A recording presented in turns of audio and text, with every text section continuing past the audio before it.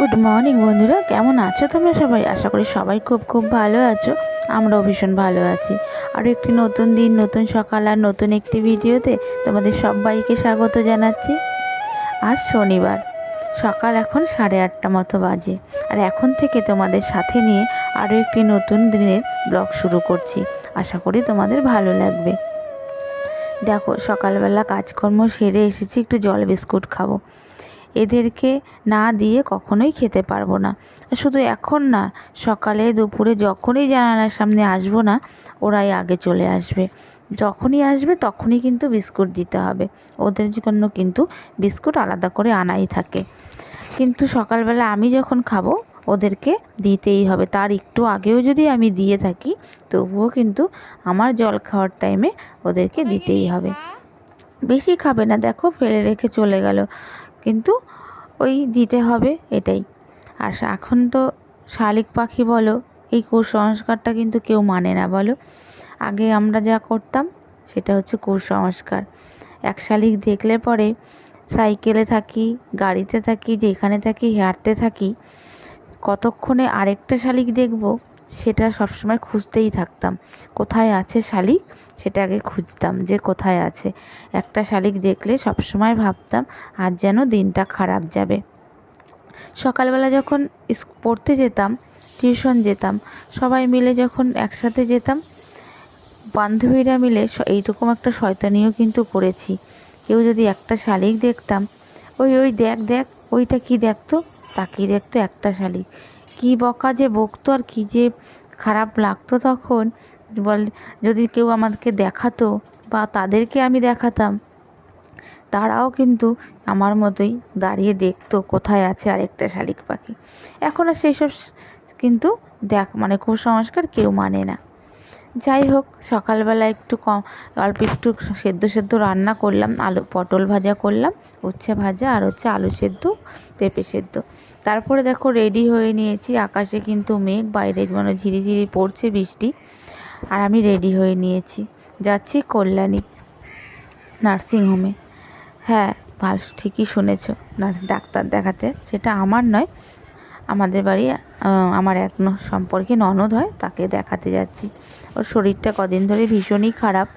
তা ওর হাজব্যান্ডও যাবে, কিন্তু তবুও একটু ভরসা করে, তো তার জন্যই আমায় বলেছে যেতে। বলেছিলাম তোরা দুজনে যা না, অসুবিধে নেই, ডাক্তারই তো দেখাবি। আর হচ্ছে রিপোর্টগুলো করতে দিয়েছে, আগের দিন ডাক্তার দেখিয়ে এনেছি, তখন রিপোর্ট করতে দিয়েছিল। সেই রিপোর্টগুলোকে সমস্তটা করা হয়ে গেছে। আর এখন যাচ্ছি হচ্ছে ডাক্তারের কাছে। যেহেতু মানে আমাদের এখানের ডাক্তার একটু দেরি করে আসবে, 3-4 দিন পরে আসবে, সেই কারণেই একটুখানি কল্যাণী ছুটে যাওয়া। আর দেখো আকাশের ভাবটা কি, বৃষ্টি পুরোটা হচ্ছেও না ভালো করে, আর ঝিরিঝিরি পড়েই যাচ্ছে। যাই হোক, চলো। দেখো এখনকার শ্রাবণ মাস পড়ে গেছে, চারিদিকটা যেন সবুজে সবুজ হয়ে রয়েছে। আমারও মনটা সবুজ, মানে মনটার ভিতরে সবুজ সবুজ করছে। কেন বলো তো? এখনও সবুজ চুড়ি পরা হয়নি, জানো তো। মানে 2 বছর ধরে পরছি, তো এবছর এখনও পরিনি। ভাবছি পরবো, 2 দিন যাক তারপরে পরবো। সামনে তো, আজকে যেহেতু শনিবার, সামনে সোমবার আসছে, সোমবারেই পরবো। আর এখন তো এই সময় এই সবুজের চারিদিক সবুজ বলেই তো মহাদেব সবুজ চুড়ি মানে সবুজ কালারটা সবুজ চুড়ি না, সবুজ কালারটা পছন্দ করে। প্রকৃতি কত সুন্দর সবুজ রঙে রাঙিয়েছে, দেখো কি ভালোই না লাগে। তারপরে দেখো কল্যাণী স্টেশনে এসে চোখ পড়লো একটা ফুল গাছের উপর। আমার চোখটা পড়ে এত, মানে ফুল গাছের উপর যে কেন নজর পড়ে বুঝতে পারি না। ফুলটা দেখে মানে চোখটা ফেরাতে পারলাম না, মানে অন্যায় আবদারটা করতেই হলো। তা আমার ওই নন্দে জামাইকে বললাম, আমায় ফুল গাছের একটা ডাল ভেঙে দাও না। বলছে, বৌদি এই এত লোকের মাঝে ভাঙবো, কেউ কিছু বলবে না তো? আচ্ছা দেখোই না একবার চেষ্টা করে, কিছু যদি বলে না ভেঙো না। তারপরে বলল ঠিক আছে যাই। তারপরে আমি ভয়ে কিন্তু ক্যামেরাটাও অন করিনি, যদি কেউ কিছু বলে। তারপরে দেখো 1-2 ডাল আমাকে এনে দিল, কেউ কিছু বলেনি। কি বলো তো, গাছে মানে এখন তো ওই জায়গাটা চৌমাথায়, তো একটু ছাওয়া নেই, সব গাছ কাটা হয়ে গেছে। সেই কারণে একটা গাছ লাগিয়ে রেখেছে দোকানের সামনে। কেউ কিছু বলেনি, দুটো ডাল ভেঙে এনেছি। আর এই গাছগুলোতে না ডাল লাগালেই হয়ে যায়। আর বিশেষ করে দেখো এই গাছের অনেক কালার আছে, আমার কোনো কালারই পছন্দ হয়নি বলে আমি কোনো দিনই কিনিও নি, কোনো ডালও লাগাইনি। কিন্তু আমার এই গাছের ফুলটা এত ভালো লেগেছে কি বলবো তোমায়। যদি কখনো গাছটা আমি বাঁচাতে পারি তাহলে অবশ্যই তোমাদের সাথে শেয়ার করব ফুলগুলো। ভীষণ সুন্দর একটা কালার, দারুণ লেগেছে। চলো ডাক্তার কাছে ইসিজিতে চলে এসেছি, ইসিজি করানো হলো। তারপরে ডাক্তার একটু দেরি করলো বলে অনেকক্ষণ ওয়েট করেছিলাম। তারপরে দেখো ডাক্তার অলরেডি দেখানো কমপ্লিট হয়ে গেছে, এখানে ওষুধপত্র নেওয়া চলছে। কি বলো তো, মানুষের যদি একটু ভরসার কারণ হই না, নিজেকেও ভালো লাগে। আর মানুষ হয়ে মানুষের পাশে দাঁড়াবো, আর মানুষের যদি একটু উপকারে লাগি, কি আছে তাতে বলো, ভালোই তো লাগে। আজকে মানুষ হয়েছি, মানুষের পাশেই যদি না থাকতে পারলাম, মানুষের উপকারেই যদি না লাগতে পারলাম, তাহলে পৃথিবীতে মানুষ হয়ে জন্ম নেওয়াটাই তো বৃথা, তাই না বলো। ওই কারণেই ছুটে আসা এদের সঙ্গে। সে মানুষ যেমনই হোক না কেন, পয়সা থাকলে তাদের সাথে মিশবো, ভালো বড়লোকদের সাথে মিশবো, গরিবদের সাথে মিশবো না, এটা কখনো হতে পারে না। চলো চলে এসেছি ডাক্তারের কাছ থেকে, কমপ্লিট সমস্তটা। এখন যাব বাড়িতে, তারপর তো রান্না বাড়া আছেই। মানুষ তো বড়লোকদের সাথে মিশলে কি হয়, হ্যালো বলবে, হ্যালো ভালো আছো, শরীর ঠিক আছে, না হয় ডাক্তার দেখিয়ে নাও, এইটুকুই বলবে, জানো তো। কিন্তু কাছে এসে কখনো এক গ্লাস জল গড়িয়েও কখনো দেবে না। আর যাদের এরা এরা আমাকে না কত ভালোবাসে বলো, জানো, বলে বোঝাতে পারবো না।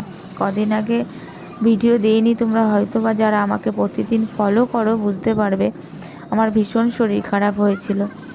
ওই এসে পেটের যন্ত্রণা, একা ঘরে শুয়েছিলাম, ছেলে পড়তে গেছিলো, ছেলের পাপা বাড়ি থাকে না। তা ওরা এসে এক গ্লাস জল, একটু গরম জল এই যে আগিয়ে দিয়েছে আমাকে, এটা যে কতটা আমার কাছে যে কতটা কি বলবো তোমাদের, বুঝিয়ে বলতে পারবো না আর কি। এইটুকুই কে করে, কিন্তু তাদের পাশে আমি কেন থাকবো না বলো। আজকে ওইটুখানি এক গ্লাস জলও কিন্তু যদি আমার খেতে হতো, যদি না আসতো, তাহলে কিন্তু আমাকেই গড়িয়ে খেতে হতো। আর তখন এমনই অবস্থা, ও এসেছে, আমি চোখ বন্ধ করে ওর সাথে কথা বলছি, এত কষ্ট হচ্ছিল পেটে যন্ত্রণায়। আসলো, গরম জল করে দিল, ফ্লাক্সে ভরে রেখে গেল। থাকা তো সম্ভব নয় না, কেউ বাড়ি থেকে সেবা করা সম্ভব বলো। ওরও তো কাজ আছে, ওরও তো একটা সংসার আছে, যেইটুকু করে এইটুকুই অনেক। তাই ওদের পাশে দাঁড়ানোটা আমি মানুষ হিসাবে ভাবি, কর্তব্যই মনে করি। চলে এসেছি বাড়িতে, গাছটাকে একটু জল দিই, অনেকক্ষণ রোদে নিয়ে এসেছি, এখন অনেকটা ঝিমিয়েও গেছে, জলে আগে একটু বসিয়ে নিলাম। তারপরে দেখো এখানে একটুখানি পদ্মের বীজ ছিল ঘরে, তাই ভাবলাম এই জলটা তো 2-3 দিন রাখবো, তাহলে এর মধ্যে একটু বীজটা ঘষে একটু ফেলেই রাখি। অনেকবার এই বীজ ঘষে ফেলে গাছ বানিয়েছি, চারা তৈরি করেছি, কিন্তু আমি গাছ বাঁচাতে পারিনি। হয়তো ছাওয়ার অভাবে হয়নি, কোনো সময় জলের অভাবে হয়নি, এরমভাবে না তৈরি করতে চেষ্টা করে গেছি, কিন্তু তৈরি করতে পারিনি এখনও। আবারও ভাবছি তৈরি করার চেষ্টা করব, দেখি না কবে হয়, কবে মা লক্ষ্মী আমার হাতের থেকে এই পদ্ম ফুল তার চরণে নেন। আমি চেষ্টা করে যাচ্ছি, কিন্তু বিফলই হচ্ছে। অ্যাকচুয়ালি ঠিকঠাক বসাতে না পারলে বা যদি নিজের পদ্ধতি না জানি, তাহলে কি করে হবে। দেখছি অনেক সময় ইউটিউবে চ্যানেলেও ঘেঁটে ঘেঁটে দেখে তারপরে বসাচ্ছি, কিন্তু ওই যে কাজ হচ্ছে না, মাটি তৈরি করতে পারছি না, বা সমস্তটা যা যা দরকার সেটা জোগাড় করতে পারছি না। একবার না গাছ ঠিক করে হয়েও ছিল জানো তো। তারপরে ওই যে কি হয় বলো তো, জল অনেক দিন থাকলে না দেখবে গাছে না মশার জন্ম, ডিমের বাসা হয়। তখন ওই আমাদের এখানে পৌরসভার থেকে মশার বীজ দিতে আসে, ওনারা না একটুখানি স্প্রে করে দিয়েছিল, ব্যাস আমার গাছগুলো নষ্ট হয়ে গেল। তারপরে আর আমি গাছ করতেই পারলাম না, গাছের পাতাগুলো কালোও হয়ে গেল, সবুজ কি সুন্দর হচ্ছিল যেন। ওই যে একটু মশা হয়েছে সেই ভয়তে উনি আমাকে ওই জলের মধ্যে ওই মশার জল ওই একটুখানি ওষুধের জল দিয়ে গেল, ব্যাস আমার গাছটা নষ্ট হয়ে গেল। কী আর করবো বলো, তারপর থেকে আর করতেই পারছি না। তারপরে তো এই ছাদ হলো, এখন তো আর জায়গাই নেই, তাও একটু বসালাম, দেখি আবার যদি কিছু করতে পারি। চেষ্টা চালিয়ে যাচ্ছি। যাই হোক, রান্নাঘরে চলে এসেছি, রান্না তো করেই যাইনি, যেইটুকু করে গেছি সকালে খাওয়ার মতন। তাই এখানে দেখো চাল কুমড়া ভাজা করে নিলাম কুচিয়ে রেখে, আর হচ্ছে তোমার সমস্ত সবজি দিয়ে আলু পটল ঝিঙে ডাঁটা কাঁঠালের দানা সমস্তটা দিয়ে নিরামিষ তৈরি করলাম একটা। আর এদিকে এসে একটু জামা কাপড়গুলো রোদে দিয়ে দিয়েছিলাম, যা একটু একটু ছিল রোদ্রু, ওতেই যেহেতু শুকিয়েই গেছিলো, কিন্তু রোদে দিলে একটু ভালো হয়, ওই কারণে একটু রোদে দিয়েছিলাম। তাই এখন আবার নিয়ে যাচ্ছি। আকাশে কালো মেঘ করেছে আর হাওয়াও ছেড়েছে, দেখেছো ভীষণ। আর ওইদিকে ছেলে বায়না করছে ভাত খাবে না, মানে কেন বলো তো, ওই যে তরকারিটা দেখেছে আমি রান্না করেছি, ওর এখন আর খিদেই নেই ওই তরকারি দেখে। কি করব বলো, নিরামিষের দিনে হয় ডাল করতে হয়, না হলে এইসব তরকারি, না হলে কি করব। রোজ রোজ পনির করলে ওর পাপা খায় না, তারপরে ডাল করলে ওর পাপা রোজ খেতে চায় না, ডাল করলে ওর পাপার পেট মানে খেলে পরে পেট ভার হয়ে যাচ্ছে।